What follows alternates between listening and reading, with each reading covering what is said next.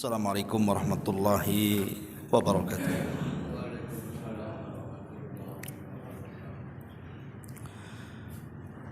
Alhamdulillah wassalatu wassalamu ala Rasulillah wa ala alihi wa sahbihi wa mawalah wa la hawla wa la quwwata illa billahi wa ba'du. Alhamdulillah, segala puja dan puji hanya milik Allah subhanahu wa ta'ala. Salawat dan juga salam kita hadiahkan kepada Rasul kita Nabi besar Muhammad sallallahu alaihi wa ala alihi wasallam. Pembahasan di malam hari ini kita akan membahas tentang masalah keluarga lagi, tentang 10 dosa seorang bapak kepada anak. 10 dosa besar seorang ayah kepada anaknya. Apa saja 10 dosa besar itu? Tentu kajian ini lebih fokus kepada bapak-bapak ya. Ibu-ibu di atas dengar saja. Ma'asyiral muslimin wal muslimat rahimani wa rahimakumullah. Kita tahu bahwa anak itu adalah anugerah yang luar biasa yang Allah titipkan kepada kita. Makanya para nabi mereka berdoa kepada Allah subhanahu wa ta'ala untuk dianugerahkan anak-anak kepada mereka. Karena kita tahu bahwa keturunan itu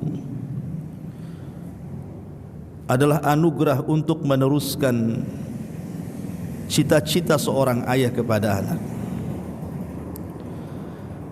Kita lihat rata-rata para nabi yang punya anak, anaknya jadi nabi. Seperti umpamanya Nabi Daud punya anak Sulaiman, Sulaiman jadi nabi. Kemudian Nabi Ishak punya anak Yakub jadi nabi. Kemudian Nabi Zakaria punya anak Nabi Yahya jadi nabi juga. Artinya keinginan para nabi itu kalau mereka punya anak, mereka meneruskan estafet perjuangan mereka. Itu di dunia. Dan di akhirat tentunya anak itu diharapkan oleh orang tuanya jadi syafaat. Makanya kenapa dalam sebuah hadis ada seorang yang di sorga itu berpindah-pindah dari satu tingkatan ke tingkatan berikutnya. Jadi orang ini bertanya kepada Allah Azza wa Jalla, ya Rabb, amalku tidak cukup. Kenapa kau letakkan aku di tingkatan sorga yang tinggi ini? Maka Allah subhanahu wa ta'ala mengatakan, bistighfari waladaki iyak. Itu karena istighfar putramu kepadamu.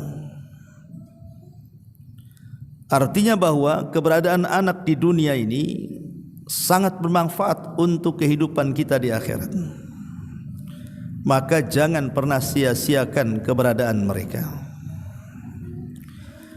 Ada 10 dosa besar yang ingin saya jelaskan. Yang sadar ataupun tidak seorang ayah itu melakukannya. Termasuk boleh jadi kita-kita di sini yang punya keturunan tentunya. Kita akan sebutkan 10 dosa besar ini secara global, baru kita rinci satu persatu. Yang pertama, ada ayah itu yang tidak pernah memberikan nafkah kepada anaknya. Bahkan yang lebih parah, terkadang dia menyuruh istrinya untuk bekerja. Istrinya pula yang cari nafkah untuk anak-anaknya. Atau karena sebab Boleh jadi mungkin suami sudah menceraikan istrinya dan dia tidak bertanggung jawab, akhirnya kemudian yang membesarkan anak-anaknya justru mantan istrinya. Atau mungkin dia safar terlalu lama, mungkin bertahun, tidak pernah mengirim apapun kepada keluarganya. Istrinya juga yang menjadi beban bagi anak-anaknya. Atau mungkin karena menikah lagi, poligami, sibuk dengan istri kedua, lupa dengan anak-anaknya. Atau macam-macam sebabnya. Intinya bahwa ada sebagian ayah itu yang tidak tanggung jawab kepada anak-anaknya. Ini dosa besar, tidak boleh dilakukan. Ini yang pertama. Yang kedua, adamul adli fil hibati wal atha. Ketidakadilan seorang ayah terhadap anak-anaknya, baik dalam hibah ataupun pemberian, akhirnya mengakibatkan kebencian anak kepada orang tua, permusuhan anak kepada orang tua, hasadnya sesama anak dengan anak yang lainnya, ataupun terjadi perselisihan. Lah ini juga dosa besar, tidak boleh. Ayah itu harus adil dengan anak-anaknya. Kemudian yang ketiga, akhdul amwal lil aulad bidzulmi wal i'tida. Seorang ayah yang mengambil harta anaknya. Karena pernah terjadi juga ayahnya ini tukang judi. Jadi kalau kalah itu selalu minta sama anaknya. Terkadang diambil pula harta anaknya secara zalim dan juga melampaui batas. Tidak boleh ayah itu mengambil harta anaknya kecuali dengan syarat. Nanti saya akan sebutkan syarat-syaratnya. Kemudian yang keempat, seorang ayah yang tidak pernah mengajarkan agama kepada anaknya, tidak pernah mengajarkan akhlak dan adab kepada anak-anaknya, tidak mengajarkan tauhid, akidah, salat, dan perkara-perkara agama yang lainnya, sehingga anaknya tumbuh jahil, tidak tahu siapa Tuhannya, siapa nabinya. Na'udzubillah. Ini kezaliman, dosa besar. Ayah membiarkan anak tidak diajari agama. Ini yang keempat. Kemudian yang kelima, seorang ayah yang membiarkan anak-anaknya berlaku maksiat. Entah kemudian anak perempuannya buka aurat, tidak pakai jilbab, dibiarkan saja. Anak laki-lakinya kemudian dugem sana sini, tidak pernah pulang, tidak pernah melihat siapa kawannya, jahat baikkah dia, tidak punya kecemburuan sama sekali. Lah itu disebut dayus, dilaknat oleh Allah Azza wa Jalla. Dosa besar, tidak boleh ayah membiarkan kemaksiatan di tengah-tengah keluarga dan anak-anaknya. Ini yang keenam. Kemudian yang ketujuh, yang keenam, zalim kepada anak-anaknya, khususnya kepada anak perempuannya. Ada seorang ayah itu yang memaksa anak wanitanya atau gadisnya itu menikah dengan laki-laki yang tidak disukainya. Padahal pernikahan itu harus dibangun di atas cinta dan kasih sayang. Tapi ada sebagian orang tua itu tidak peduli. Entah karena unsur harta, nampak calonnya walaupun sudah tua tapi kaya, kau harus nikah dengan dia biar kita kaya umpamanya. Atau sebaliknya, ayah membiarkan anaknya mencari jodoh seperti membeli kucing dalam karung. Entah jodohnya itu salatkah dia, muslimkah dia, baikkah dia, jahatkah dia, enggak peduli. Ini juga yang nomor 7 juga sama. Yang nomor 6 ya. Kemudian yang nomor 7, yang nomor 8, ataupun mungkin ada orang tua itu yang memaksa cerai anaknya karena tidak suka mungkin istri daripada anaknya atau suami daripada anaknya, dia paksa untuk cerai. Ini tidak boleh kezaliman, kecuali karena maslahat agama kan. Ya. Ataupun seorang ayah yang mencaci, memaki ataupun merendahkan anaknya di hadapan orang lain, dan itu sering terjadi, baik kepada anak yang masih anak-anak ataupun anaknya sudah dewasa. Enggak boleh, seorang muslim bukan pelaknat, bukan pencaci, bukan pemaki. Kemudian juga ada sebagian orang tua itu, seorang ayah yang tidak suka karena kelahiran anak perempuannya. Dia pengennya anak laki-laki, keluar anak perempuan. Kemudian dia hamili lagi istrinya, pengen punya anak laki-laki, punya anak perempuan lagi. Asih perempuan saja 12 orang tuh. Akhirnya benci dia. Ini adat jahiliyah, perempuan laki-laki sama saja dalam Islam itu. Dan yang terakhir tentunya mendoakan laknat, mendoakan keburukan orang tua kepada anaknya. Inilah 10 dosa besar, tidak boleh dilakukan seorang ayah kepada anaknya. Baik, kita rinci satu-satu. Yang pertama, ada seorang ayah itu yang tidak bertanggung jawab. Nabi SAW mengatakan, khairukum li ahli wa ana khairun li ahli.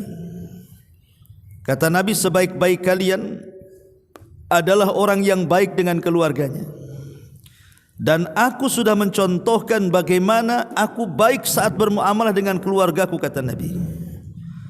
Lah, salah satu kebaikan seorang ayah adalah memberikan nafkah. Itu kewajiban dia. Makanya Allah mengatakan dalam surah Al-Baqarah 233 itu, wa 'alal mauludi lahu rizquhunna wa kiswatuhunna bil ma'ruf. Dan kewajiban seorang ayah itu memberi makan dan pakaian kepada mereka keluarganya dengan cara yang baik. Dan nafkah wajib seorang ayah itu, satu, memberikan tempat tinggal, jangan ditelantarkan keluarganya termasuk anak-anaknya. Yang kedua, memberi makan dan minum, itu tanggung jawab seorang ayah. Kemudian mencari obat, kalau seandainya anak-anaknya sakit, bawa ke dokter, beli obat di apotek.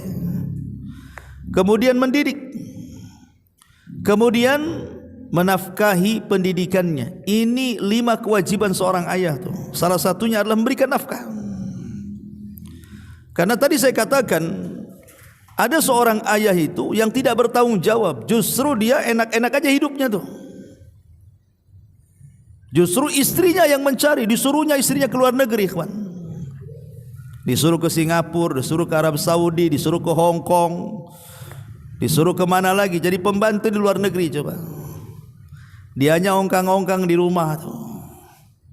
Dia pula yang merawat anaknya, istrinya yang suruh banting tulang cari kerja. Masyarul muslimin yang dimuliakan Allah Azza wa Jalla, ini namanya dunia terbalik namanya. Jadi kewajiban seorang ayah lah yang bekerja keras, bukan istri yang suruh bekerja keras.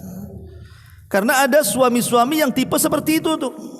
Jadi suruhnya istri kerja, dianya pula tak kerja. Ataupun tadi terkadang mungkin seorang suami di safar, dia safar lama, entah bekerja di mana, bertahun-tahun sampai hilang kabarnya. Kalau dia mati mana kuburannya gitu. Kalau ada orangnya tak jelas alamatnya, kadang-kadang pusing tuh keluarganya, padahal masih hidup dia. Lah ini masalah kan gitu. Atau tadi karena poligami, nikah dengan yang kedua, beda daerah pula tuh, lebih lama di istri keduanya, istri tuanya dibiarkan sampai menelantarkan anak-anaknya. Atau yang lebih banyak di masyarakat terjadi ini biasanya kalau suami sudah menceraikan istrinya, kemudian hak asuh diambil oleh istrinya, itu suami tidak pernah nengok anaknya itu. Jangankan ngirim uang, nengok pun tidak, nanya pun tidak. Nah, ini kan bahaya, dosa besar, ikhwatu fiddin. Padahal Nabi SAW mengatakan, dinarun anfaqtahu fi sabilillah wa dinarun anfaqtahu fi raqabatin wa dinarun tasaddaqta bihi ala miskin wa dinarun anfaqtahu ala ahlik a'zamuha ajran alladhi anfaqtahu ala ahlik. Satu dinar yang engkau keluarkan di jalan Allah, lalu satu dinar yang engkau keluarkan untuk memerdekakan seorang budak, lalu satu dinar engkau keluarkan untuk orang miskin, lalu satu dinar engkau berikan nafkah kepada keluargamu, yang terakhir ini yang paling baik kata Rasul. Jadi kalau kita kemudian menginfakkan harta kita untuk keluarga, itu pahalanya jauh lebih besar dibandingkan menginfakkan harta ini kepada orang lain. Apalagi na'udzubillah sampai ditelantarkan anaknya jadi pengemis, bahkan diajari ngemis lagi. Saya kadang-kadang miris ya kawan, kalau lewat di lampu-lampu merah itu, kadang anak-anak gedor-gedor kaca gitu kan, bawa lap kaca, bang katanya kan, ini anak siapa sebenarnya ini? Mau kita ambil takut disuruh nyulik nanti kan. Kita masukkan pesantren aja lah anak kayak gini kan. Ya, belum tentu juga orang tuanya mau kan. Cuman miris saja, ini anak siapa? Kadang-kadang malam-malam ikhwan, saya pernah jam 1 malam di lampu merah itu. Enggak tahu orang tuanya ada di mana, sembunyi di mana tuh. Anaknya keluyuran di sekitar lampu merah tuh. Coba, karena na'udzubillah, di mana akhlak seorang ayah kayak gini nih? Dosa besar. Ya. Ma'asyiral muslimin yang dimuliakan Allah Subhanahu wa taala. Ini yang pertama. Kemudian yang kedua, tidak adil. Ini yang banyak juga di masyarakat kita. Dahulu ada seorang sahabat namanya Nu'man ibn Bashir radhiyallahu anhu. Nu'man ini adalah sahabat yang pertama lahir pasca hijrah Nabi SAW dari Mekah ke Madinah dari kalangan Ansar. Kalau sahabat yang pertama lahir di Madinah pasca hijrah dari kalangan Muhajirin, Abdullah ibn Zubair. Kalau dari kalangan Ansar, Nu'man bin Bashir. Yang kalau antum belajar kitab Arba'in Nawawi, beliaulah yang meriwayatkan sebuah hadis yang masyhur, al-halalu bayyinun wal haramu bayyinun, yang halal jelas, yang haram jelas, yang tidak jelas itulah syubhat. Nah, itulah perawinya Nu'man bin Bashir itu. Jadi Nu'man bin Bashir ini satu hari dipanggil ayahnya, namanya Bashir. Kemudian sang ayah Bashir ini mengatakan kepada Nu'man bahwa dia akan menghadiahkan satu kebun kurma yang sangat luas, penuh dengan tanaman-tanaman kurma dan siap dipanen. Karena tentu kecintaan ayah kepada anaknya. Karena ayah ini kadang-kadang kalau sudah cinta dengan anaknya, apapun yang diinginkan anaknya pasti dikasih itu. Jadi akhirnya kemudian istrinya tidak mau kecuali disaksikan oleh Nabi SAW hibahnya seorang ayah atau hadiahnya seorang ayah kepada anak ini. Datanglah kemudian kepada Nabi SAW. Maka Nabi SAW bertanya kepada Bashir, adakah putramu selain Nu'man? Kau memang punya putra satu ya kepada Nu'man? Kata ayahnya tidak. Kata Bashir, tidak, anakku banyak. Maka Nabi SAW, kalau begitu kau beri juga anak-anakmu yang lainnya. Kau beri juga anak-anakmu yang lainnya. Ini tidak adil namanya kan. Maka Nabi SAW mengatakan, la ashhadu ala jaur, saya tidak mau menjadi saksi untuk sebuah kezaliman katanya. Dari sini Nabi SAW mengatakan, ittaqullaha wa'dilu baina auladikum, bertakwalah kepada Allah, berbuat adillah kalian di antara anak-anak kalian. Adil dengan anak-anak itu, baik anak kepada anak laki-laki atau anak perempuan, apalagi anaknya banyak. Kecuali kalau yang dimaksud ketidakadilan itu masalah kecintaan, lain beda. Kalau tidak adil dalam masalah cinta tidak ada masalah, karena cinta itu urusan hati. Kadang anak lebih suka, ayah lebih suka kepada anaknya yang ini karena kecerdasannya, dia tidak suka dengan yang ini karena kenakalannya, dia suka dengan yang ini karena dia bagus agamanya, dia tidak suka dengan ini karena buruk agamanya. Tidak masalah kalau masalah cinta tuh. Tapi kalau sudah urusan harta, tidak boleh kecuali adil. Dan adil itu tentu menempatkan sesuatu pada tempatnya. Bukan harus pukul rata, kalau dikasih 100 juta semua 100 juta, tidak. Artinya sesuai dengan kebutuhannya. Tentu anak SD berbeda dengan anak SMP.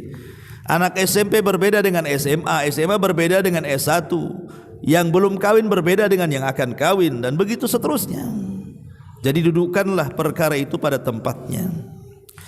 Ma'asyiral muslimin yang dimuliakan Allah Azza wa Jalla. Kemudian yang ketiga, ada seorang ayah itu, karena mungkin anaknya sudah bekerja, sudah ada pemasukan, ada apalagi mungkin anaknya kaya dan begitu seterusnya. Ada ayah itu yang semena-mena mengambil harta anaknya. Berdalil pula dia. Ada hadis Nabi SAW dari Jabir bin Abdullah radhiyallahu an. Jadi ada seorang laki-laki datang kepada Rasul. Kemudian dia mengatakan, "Ya Rasulullah, inna li malan wa waladan wa inna abi yuridu an yahtaja mali." Rasul, aku ini punya harta tapi juga punya anak. Lah ayahku menghendaki hartaku. Maka Nabi SAW mengatakan, "Anta wa maluka li abi." Kamu dan hartamu milik bapakmu. Kamu dan hartamu milik bapakmu. Memang secara zahir hadis ini, walaupun ada yang melemahkan hadis ini, tapi ada juga yang mensahihkan.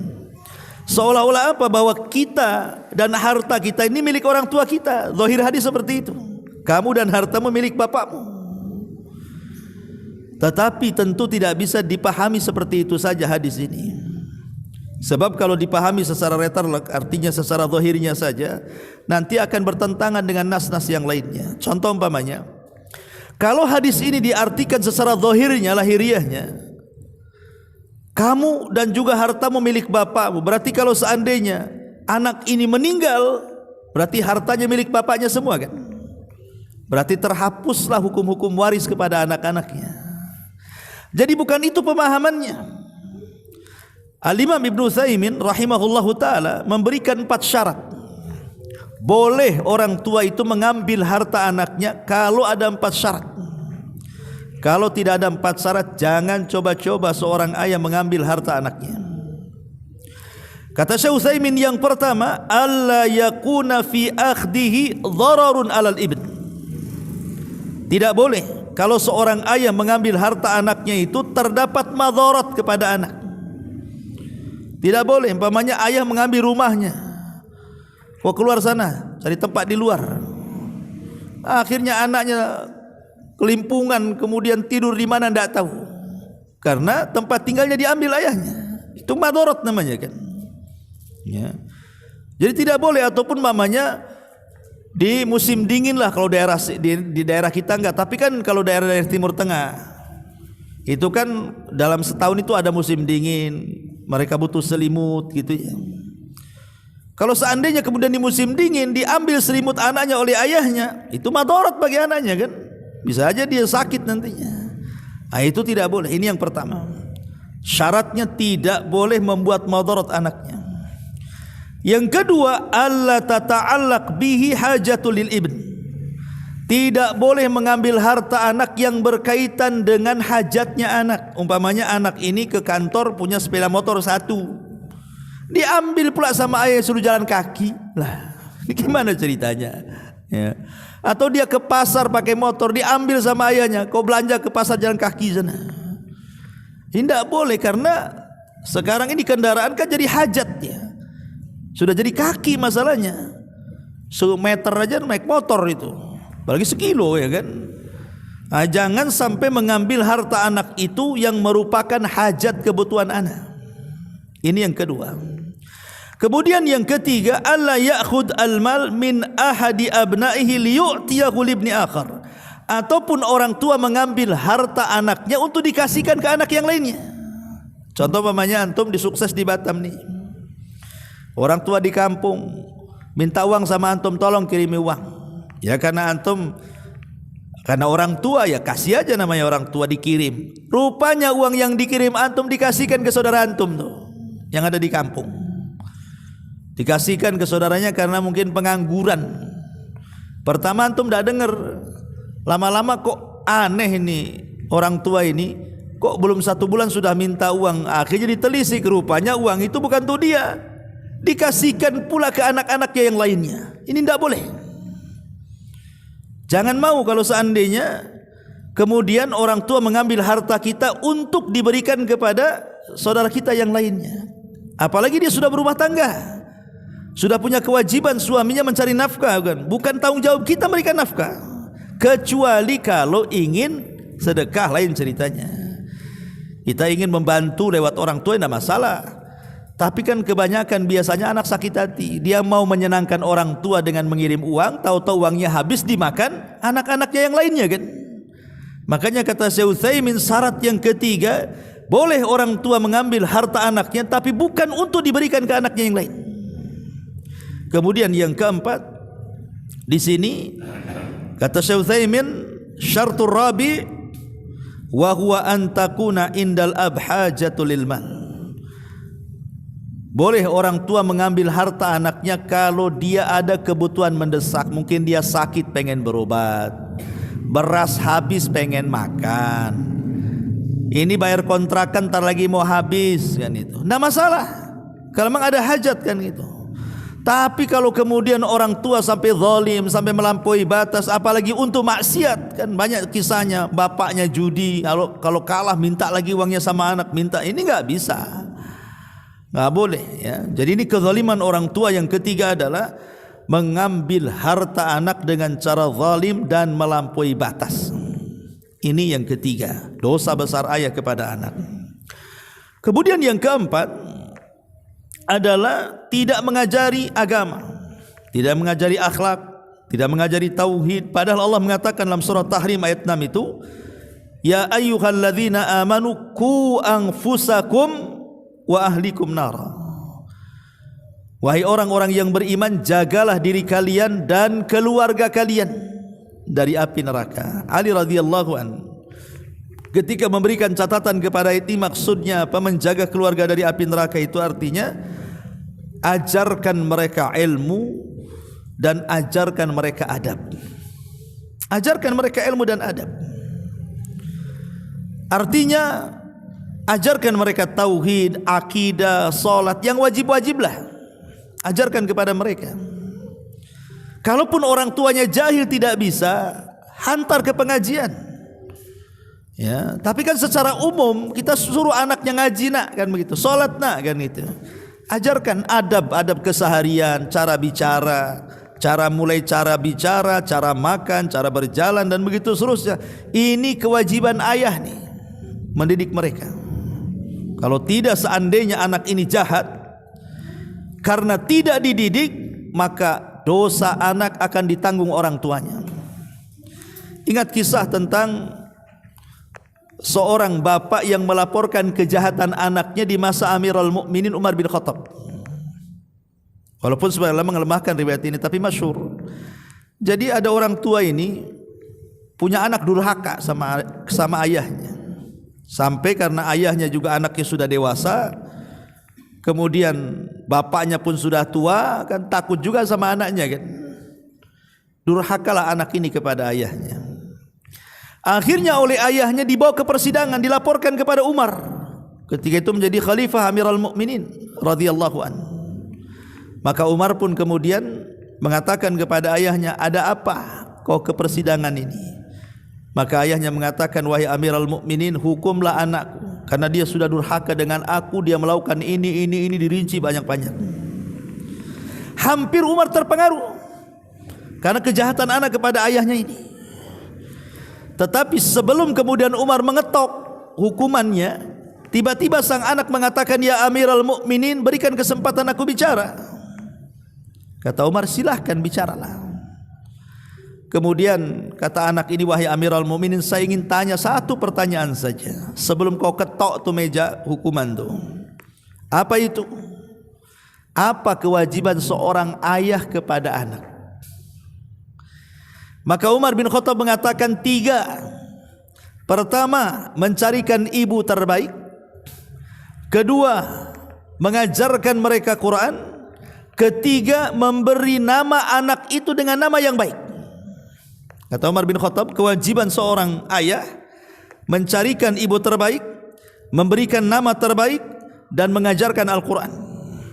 Kata anak ini, wahai Amirul Mukminin, tiga-tiganya nggak ada sama ayah saya, katanya. Coba.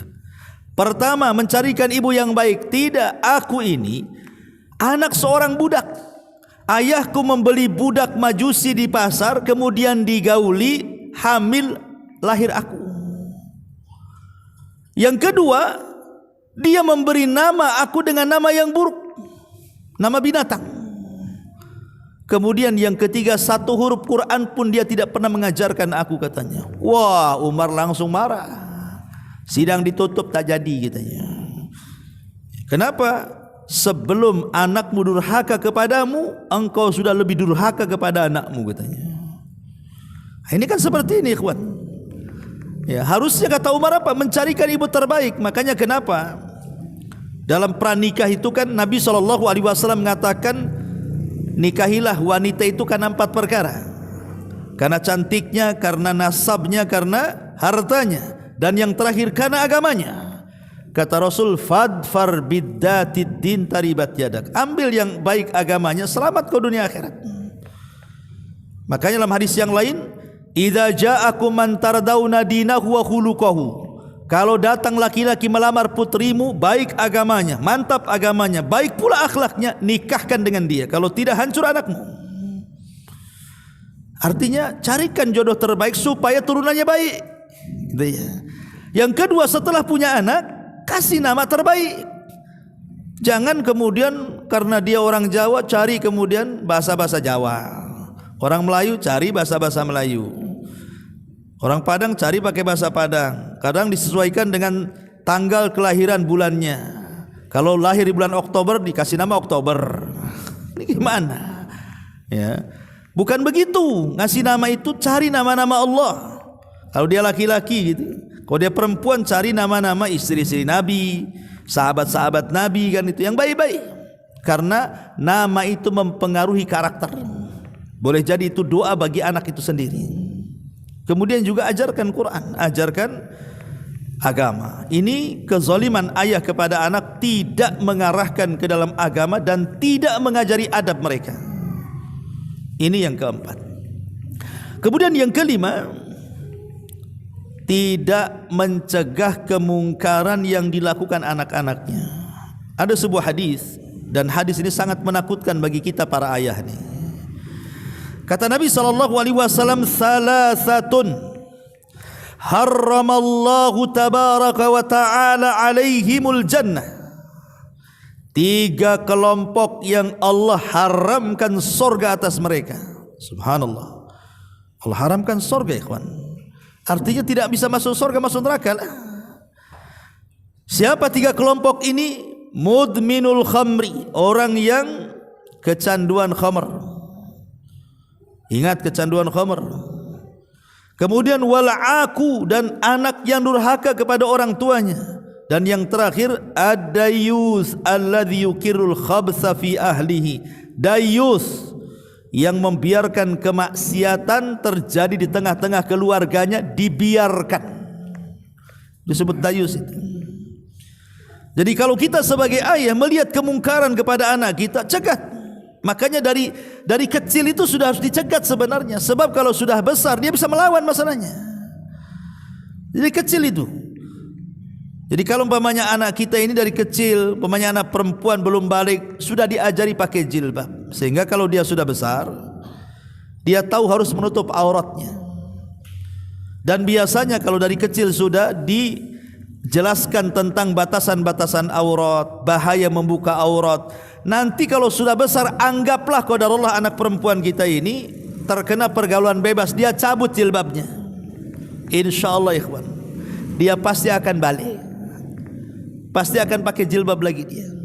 Kenapa? Karena ada dasarnya. Dia tahu hukum-hukumnya. Pasti suatu ketika akan takut dia. Tapi kalau dari kecil memang enggak pernah dilatih untuk menutup aurat, sampai besar dia akan seperti itu. Kecuali mungkin dapat hidayah, kan begitu. Ma'asyiral muslimin yang dimuliakan Allah Azza wa Jalla. Jadi jangan sampai kemudian ayah membiarkan kemungkaran, anaknya kelayapan ke sana kemari, tidak pernah ditanya, kau dari mana? Siapa kawanmu? Kemana saja? Kau enggak sholat ya? Di masjid tak nampak pula kau di situ. Di mana kamu? Jadi harusnya ayah itu tegas dengan anak-anaknya. Jangan sampai kemudian anak tak sholat dibiarkan, anak main dengan anak nakal dibiarkan. Karena sekarang lihat coba, kadang-kadang saya miris coba, banyak geng-geng motor yang enggak jelas itu. Itu anak-anak remaja, anak-anak SMP. Kadang-kadang tengah malam ngangung-ngangung ganggu orang itu. Itu anak siapa itu? Kenapa orang tuanya membiarkan gitu loh? Naudzubillah. Ya, maka mereka dayus, dosa besar. Ya, ini yang nomor 5. Ya. Kemudian yang nomor 7.